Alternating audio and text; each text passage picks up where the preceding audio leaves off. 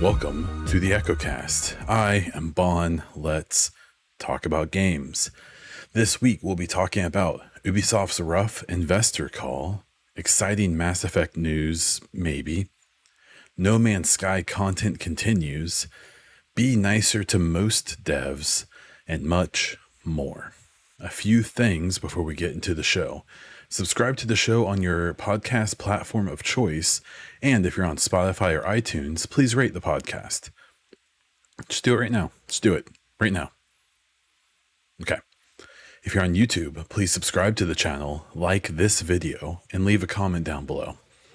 Ask a question for the next episode, let me know what you think about something I talk about, or just post hi for the algorithm. It helps me get noticed, and I would really appreciate that. Last, please join the show's Discord by clicking on the link in the description of the podcast or the video. We can talk about the episodes, you can ask questions for next week, we can talk about sports, we can talk about game news, we can speculate, whatever. Come over, say hi. We like new friends. Jumping into the gaming news. The first story I'm going to talk about is Ubisoft's investor call. So there was an investor call in the last day or two, and some stuff came out. So we know that Avatar is being delayed, the game that was theoretically supposed to be coming out with the movie this winter. That will not be happening. It got pushed to the next fiscal year, which means that next April is the earliest it can come out, April of 2023, and it could come out as late as March of 2024. My guess is it'll be as soon as possible, maybe next summer. They're probably missing out on taking advantage of the hype of the new movie by not releasing at the same time. I would be really curious to be a fly on the wall of James Cameron's office because I suspect even if I don't know how much he cares about this game, but I suspect it being a part of the marketing push was probably a pretty big deal. So there was a little bit of news from Jeff Grubb. He seems to have some Ubisoft inside sources, and on the subject of the Avatar game, the general consensus seems to be that it looks really, really good, that it's a very beautiful game, but that some of the gameplay loops and stuff like that are a little rough, and that they need more time to work on them.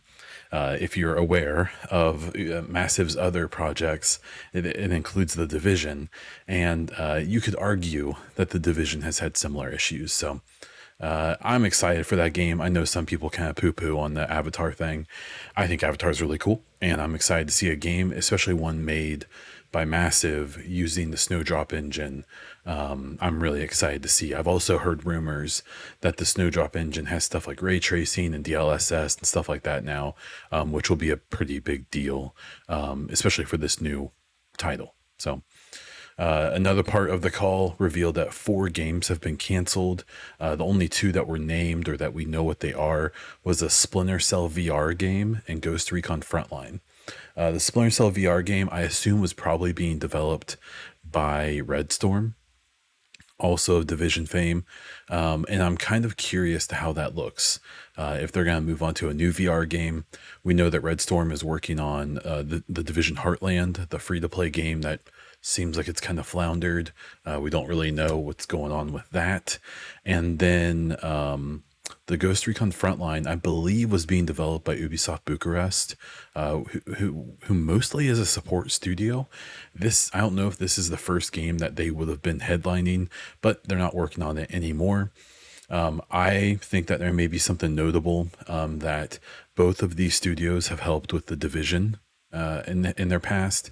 I'm curious if either or both of them are going to be helping with the Heartland project, or if either of them are going to be brought on to help with the Division 2 and its extended content that we now know is getting a year 5. It wouldn't surprise me if either or both of those are happening. On Jeff Grubb's weekly podcast with Mike Minotti, he also did talk about he read directly from a source's messages that talked about how games that are coming in the future, like 2024, 2025, is another like Phoenix Rising game. It's going to be more of a spin-off and less a sequel, and that's awesome because that Phoenix Rising game was great, and I would love to see a second iteration where they can maybe help it find its own identity a bit. If you don't know, Phoenix Rising was a game that was based off of Assassin's Creed Odyssey assets, which explains a lot. But it was a very Breath of the Wild type game, and I loved it. I thought it was great. So more of that I am into.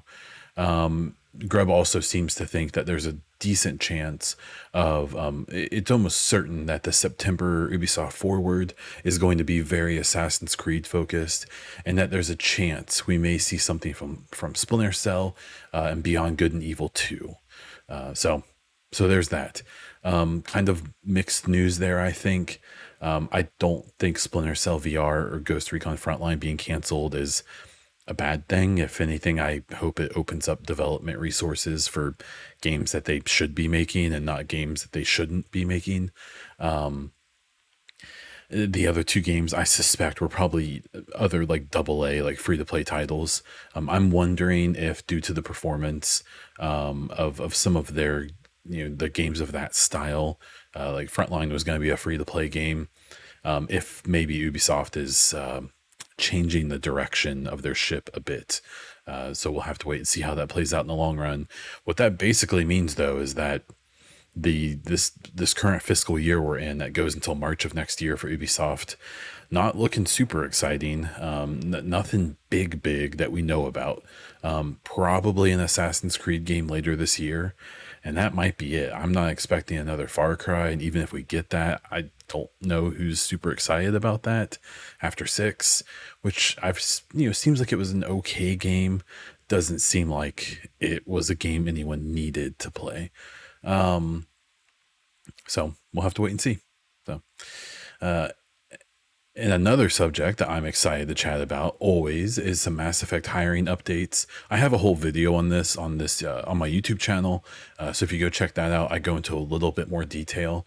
But long story short, right now, and they even just posted on their Twitter today, all the positions they're hiring for, and this is still current. They only have 2 director positions that they're still hiring for the next Mass Effect. Now, let's be very clear. They are obviously extremely focused on Dragon Age right now. You see a whole bunch of listings for Dreadwolf. So they're obviously making a big push as that game enters its final year of production. So it makes sense that that's where most of the listings are. But what I noted in my video was that there were 6 or more director positions filled or available at the beginning of the year.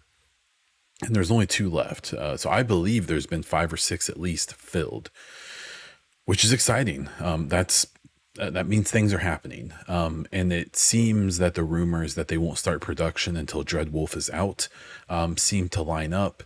You would think you would want all of these directors kind of in their positions before you would start production, because these directors are the people who kind of run the show, and they kind of communicate with each other, and then they kind of decipher that information down to their teams. And then obviously we know that in the last couple of weeks, we found out that Mary DeMarley left her job at Square Enix Montreal, I believe, and is now with BioWare. And we knew that. And then they officially announced, Mike Gamble put out there that, oh, she's not just with BioWare, but she's on this next Mass Effect game. I've talked about this a couple times, so I won't go too much into it. That single bit of news should be extremely exciting for Mass Effect fans. She would not have left a cushy job where she just had a lot of success, even just in the last year. She would not have left that to go to an uncertain situation because she didn't have to. She did that on her own. There's no way she got fired. And so this was a move she made, and that tells me that there must be some good stuff going on at BioWare with this next Mass Effect game, and that's very exciting. The next story here is that we have a new No Man's Sky update called Endurance, the Endurance update. Per usual, there's a ton of stuff that they're adding to that game. The biggest thing seems to be that you can have these like capital ships these like big, not even freighters, they're like capital ships that you could build a little bit on before, and now you can build a lot more and customize them. And it seems like you can even have like an armada of spaceships that you travel around with. No Man's Sky is interesting. It's a game that every time they have one of these big updates, like every like 3 or 4 updates, I'll go back and play it.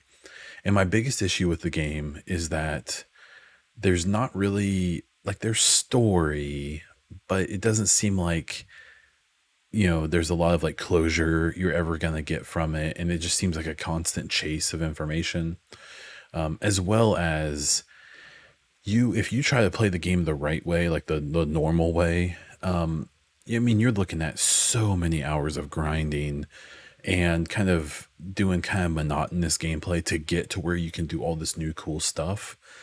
So people have suggested to do the creative mode because you can kind of just do everything. And I'm considering it because I want to see all this stuff. But then using the creative mode feels like cheating, and like you want to have the real experience. I just wish that there was like a jump ahead feature where it would kind of put you at like a base level to jump right into doing all this new content. I don't know what that looks like. I don't really have a lot of, experience with the game beyond the, probably 20 or 30 hours I've played it. But it's a great game. And for people who are like no life in that game, who have put thousands of hours or even hundreds of hours into it, they're getting a treat. And because all of these updates have been free, and they should be charging by now. Like they should be charging for these updates or ending development on the game and starting a new project. But that's not what they want to do, and I can respect it, even if I don't know how sustainable it is exactly. But we'll see. The next bit here is As Dusk Falls released, and it had a pretty solid reception. I've seen some gameplay of this. I've mostly watched Kind of Funny's playthrough. I do have it downloaded. It's on Game Pass for Xbox. It also released on PC. I'm sure it will come out on PlayStation eventually. The Metacritic score was a 79. OpenCritic was 76. That seems low for the reception I'm getting from who I typically listen to. So that's obviously kind of a closed box or a small group of people. But I thought it seems like it's being received really well, maybe even better than what the scores say. My guess is that these scores are probably at least 2 or 3 points low because I think the style of this game is very divisive. It's kind of a mix of 3D graphics and this like almost like comic book stop motion kind of art. So, I think that's probably holding it back. I think if it was just a more typical like a Telltale, like Walking Dead style where it's like all 3D, it's animated and stuff, I think that it probably would have fared better score wise. But it seems like it's a good experience. And if you have Game Pass, it's one of those games where it's like, maybe you wouldn't buy it or play it otherwise, but if you have Game Pass, you'll at least check it out and maybe you'll love it. And I think that is where Game Pass really shines. And so there you go. Let's see here. We have Xbox is getting Discord voice integration. So right now it's being tested in the Xbox Insider program.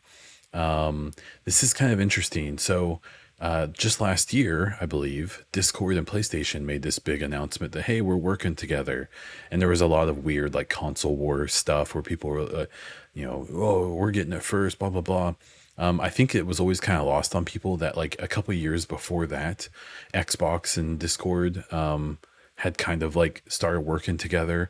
I think last year what happened is that Xbox actually tried to acquire Discord and Discord denied the acquisition and then teamed up with Sony. And so I think there was this like weird series of events that made people think that like, oh, Discord's going to be PlayStation exclusive, which wouldn't make any sense, right? It's kind of against the whole point. So I think there's some like weird feelings about the fact that Xbox is getting this integration first, but they've probably been working on it for years longer. So it shouldn't be that surprising. And I don't think Discord cares about console wars. I think this is a big deal because as we get more and more crossplay between platforms, voice over IP, which is used in most games, especially on cross-platform games, because like if someone's on PlayStation, you can't invite them to your Xbox Live chat, right? I think that the VoIP has a lot of downsides, both in quality and security. And so having Discord on all the platforms is probably going to be a pretty big deal when it comes to communicating with people. And I bet that games even start to integrate that into like there would be an option like or a mechanic or a UI that allows you to connect to a Discord room with everyone who's in like your squad, to make things easy using that integration. So I think it's really, really good. I think it only helps. I think now all the people who told people like in the Division 2 to use Discord to find raid groups and stuff. Now this makes it just a hair easier. This integration does not include like the chat and stuff like that. This is purely for voice rooms. I don't believe you're going to be able to join servers and stuff like that. That wouldn't really make sense. It wouldn't be very useful, I don't think. But I think this is a big deal. I think it's really cool. And I think that the more we can connect and the more we can get on the same page, the better things will be for everyone.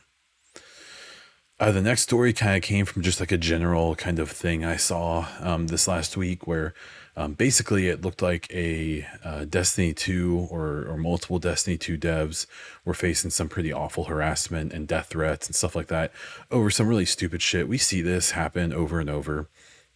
For me, it's always kind of a weird subject because often it comes out around the same time that like when Cyberpunk came out, and it was pretty disappointing, both from it just straight up didn't work on some of the platforms, but also just from like it wasn't really the like revolutionary game people thought it was going to be for the genre it's in.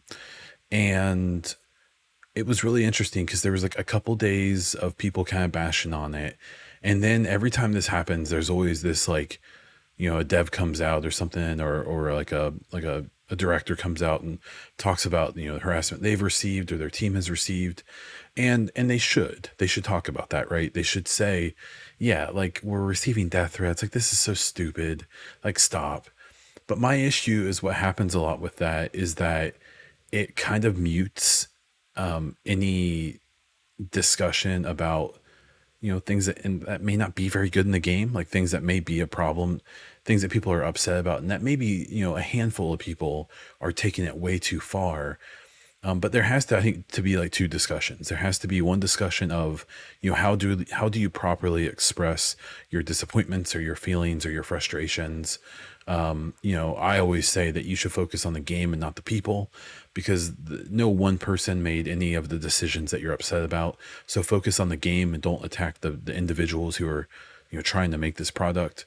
But at the same time, just because a couple people go way too far and are really, really awful doesn't mean that we shouldn't criticize games, and that the 97% of people who don't go too far shouldn't have to be silent for fear of being one of those, really awful people. This conversation was really interesting because obviously people from all over the development, spectrum chimed in. There was one kind of interesting thing I saw, someone who got a lot of attention, who worked for a studio and that I'm fairly familiar with. And the individual who was being quoted in a bunch of articles has me blocked specifically. I feel like more than a lot of people, I've been accused of being like a shill for this company and for this, this person's work. And I can't think of any time I've ever like attacked a dev directly, which is what this discussion was about from this person. This person in particular, from what I remember, it's been a while, just I didn't like the thing that they made. And they kind of seem like they just block anyone who dares to not worship them. And so when I saw a bunch of these articles quoting this person, it was really kind of rubbed me the wrong way that this individual I found in my time interacting with them to be like hyper toxic and really awful. And to see them kind of become like the face of this conversation or at least part of it and like criticizing fans toxicity when I would argue this person was no better than any of the fans they were talking about.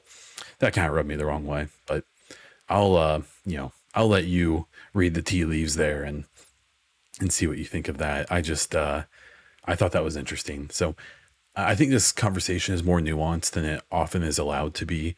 I think it's obvious that people shouldn't harass devs individually. They shouldn't threaten people. This is so stupid and so vile and so immature and so silly. But I also think like this particular person, there's a really good chance that some of the instances of supposed harassment that they were talking about were probably from them being a jerk to people and then those people responding. I can't guarantee that, but like there is a point where it's like, people should attack the game, not the people. I think that's fine. But at the same time, if you're out, like shit posting and being toxic to people and being nasty, that might come back at you. And so I don't know. I feel bad for the vast majority, like 99% of devs, because they're just trying to make some money. They're trying to, do something they love, make a product that they're proud of and that they enjoy and that they have their hearts in. And those people shouldn't receive that kind of harassment. And because it's always so like, it's never justified, but often the harassment is always so silly. Like the particular person I'm talking about, if they receive this harassment, they're like, they do like art. Like they don't work on the mechanics of a game of the games. They aren't making the monetization decisions and stuff. So most of the things that people would scream at a dev about, most of the devs that are like public facing are the people who like made the vase in the museum, or the people who like made the animation to take the gun off of your character's back. Like they aren't the person who decided to do this game feature or to make this content or not. So I don't know. It's an interesting conversation. I think sometimes the conversation gets kind of overly managed. And I think that's a bummer because I think there is nuance to be had. But at the end of the day, just don't be a shithead. Just don't be an asshole, especially not to individuals. For example, the Division. If you have a problem with the Division, if you want to at the Division game Twitter account or reply like a lot of people do to a post they make and you want to let them have it, that community manager can handle it. They're just going to ignore you probably or make like a funny quip back to you. But don't tweet Yannick. God, I can't. The number of tweets I've been tagged in where it's like a response to something I've said, or it's just a random tweet that I got tagged in where it has like Yannick and Julian Garrity and blah, blah, blah, who doesn't even work on the game anymore. I'm talking about the Division.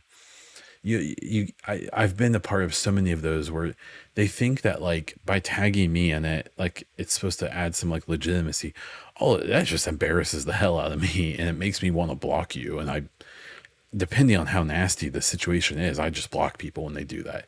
Now you can remove yourself from tags, which I think is super nice. But yeah, go after the game, go after the product and not the individuals, because I can almost like 99.9% guarantee you the individual you're attacking is probably nowhere near the decision making center that you're upset about. But that's just my take.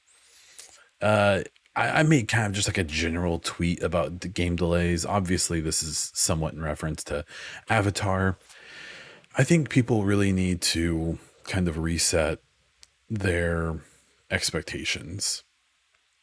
I think gaming has probably been changed indefinitely. I think in the next year and a half, we're still going to be seeing significant impacts from the pandemic and things being delayed and slowed down. I think that we also need to recognize that we have probably seen permanent change in the way that games are made and the way that games are going to come out. I think we're seeing that a ton of studios have moved to a full-time or at least a hybrid at work from home schedule. Obviously, that's going to get more efficient as they learn how to work with it and stuff like that. But, things are going to be kind of weird for a while. And I think that at the end of the day, game development has probably changed forever, as well as a lot of other jobs. My own job, which has nothing to do with game development, is changed forever. My job will never be the same, in like 99% good ways.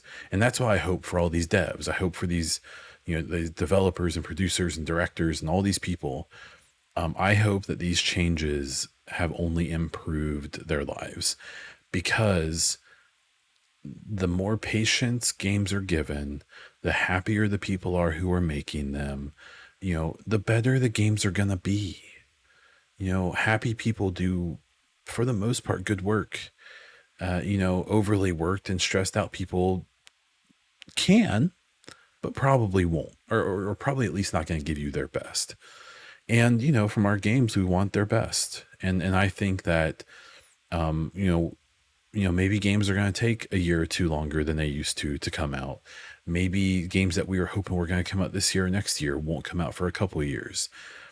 I think that there just has to be kind of like a reset of expectation. And I think that game development has probably changed forever. And I don't think in a bad way. There'll be some growing pains. There will be some kind of figuring out like what works and what doesn't. And I think that's fine. But I think overall, we are in the middle or in the results of a drastic change in the way that things are done. And I don't see that going back to the way it was probably ever. And I think that's okay. And then the last story here, there's some leaked photos or some shots from the Fallout TV show, which I honestly had no idea was happening. I think Fallout's a really interesting franchise to get a TV show. I think it's interesting because they can kind of just jump onto whatever storyline they want. They can just start from something that's completely original. And then they have the benefit of there's so much lore and there is so much stuff that they can just like sprinkle in, that will make fans happy, but then they aren't like beholden to trying to stick with some canon storyline or something. They can make references to events from the games and stuff like that will kind of, ground the TV show, but they can do their own thing completely when it comes to antagonist, protagonist, story, and stuff like that. So I'm curious about something like this. I'm not going to act like I'm like waiting with bated breath for the Fallout TV show, but I mean, if I have the provider it's on, I'll watch it. I feel the same way about the Mass Effect show and I think there's like an Assassin's Creed show or something. All of these things, I'm not going to sit around and wait for any bit of news about them, but when they come up, I'll listen to the static about them, and if it sounds like people like them, I'll watch them. I'll take a Fallout TV show. Why not? Okay, so we're going to jump into some listener questions. If you have any listener questions or topics you want me to talk about next week, jump into the Discord. Link is in the description of the podcast or the video. And, let me know. Open ears. This week we have Master Prime with 3 questions. The first one, what special edition console would you like to own? I would love to have an Elite 360 again, just to put up like behind me. That system was so iconic for me in my like gaming life as a kid, as a college kid. I owned multiple of them. I worked at a GameStop, so I had this awful habit of I had a little bit of money, so I'd go buy an Xbox and a couple games and live, and then I'd be poor. And so I would sell everything. So I had some cash. And then once I had money again, I'd buy it again because we could discount them pretty heavily. And we got, as an employee, we got extra money for trade-ins. So I could pull all those deals without going too negative on them. So I think something like that, or I would kill I'd be very curious to have one of these Thor Series X's that they keep showing. I don't even know if it's real or not, but they've essentially designed a Series X to look like, and I'm going to ruin the pronunciation of this, but Mjolnir, I believe, Thor's hammer. They've like added like a handle to the Xbox and then painted everything to look like it. I think it looks really dope. There's been some cool systems in the past. I would probably have to look at a list to really give you a super good answer, but those are a couple I wouldn't mind. A second question is, with live service games, should players be more considerate to the developers? I would say people should be more considerate to the individual developers of all games. I think live service games, especially. Now, it's an interesting topic though, because no consumers, players don't force these companies to do live service, right? It's a choice they make because there is insane profit potential. There's insane money making potential behind it. And there is, it could be really lucrative if it hits. The problem is, and what we're starting to see, is that most live service games have like a flash in the pan, and very, very, very, very few can sustain it. And it's because these live service games, and if you include a game like The Division and stuff like that, the problem is that these games need, 3 or 4 years, like any other big AAA game needs, right? They need like 3 or 4 years to be developed and to put out the initial game. But the problem is that when they do that, then they like immediately start working on more content, but they need like a year or two to even get started on that. But they only ever get like 3 or 4 months, and it just seems like if these live service games, the only way we're ever going to see one, I think, like come out and we really do it the right way, is to, for the game to have like 2 or 3 years of development. And then like before the game even comes out, like a year of development that just gets started on post-launch content. And then when they're almost finished with that, they release the game. And then like a few months later, they can start pumping out this content that they've already been working on for a couple of years, and they can kind of like stay ahead of it. But with the stories I've heard about like The Division and stuff like that, is just not what happened, at least with that game. And it seems like with most of these live service games, they still go through the same issues they would go through with just like a regular single player game, where they crunch until the last minute, then they release the game. The difference is when a single player game with no DLC comes out, they crunch up until that last minute, and then they release the game, and then they do some bug fixing and stuff like that, and then they move to a new project that they're going to have 3 or 4 years to do. With live games, they crunch until the last minute, they get the game out probably earlier than it should come. Then they have this awful job of like having to fix the game and try to make brand new content for it in a couple months that really they should get a year or more to do. I think live service games, man, I think in theory and on paper for the CEOs and stuff like that, I get why they keep trying to do it. But the problem is that so far we haven't seen any publisher really give their developers the genuine time that they not only want, but that they need to do it the right way. And that's why even the best examples of live service games, if you're talking about like Destiny 2, still suffer and still have issues with this, even though they are in theory at the top of their genre. So I think we should be more considerate of all developers. We should probably just be more considerate of all people. Then the final question here: what game genre is underrated? I think that's an interesting one. For me, I think that like first, real-time strategy games are super underrated. Games like Company of Heroes, which is kind of like a more action, real-time strategy. Age of Empires, hopefully we maybe one day we get like a legit Command and Conquer again. I think all of those type of games, they're just, even games like Halo Wars, stuff like that, that like, delves more into the console side of things. The real-time strategy genre is just so cool. When I was talking to Yannick on my interview with him recently, I was like thinking about how cool a Company of Heroes style The Division game could be, where you'd be like controlling like whole squads, and like simultaneously having them do actions where, oh, it would just be so cool. But yeah, so real time strategy for me. And so thank you for those questions, Master Prime. Again, if you have any questions or topics or whatever, join the Discord. I always post up a thing in there asking people to ask their questions. I love answering things. Okay, so jumping into a couple of content updates. I just recorded, and this will be out early next week, early this coming week once this show is out.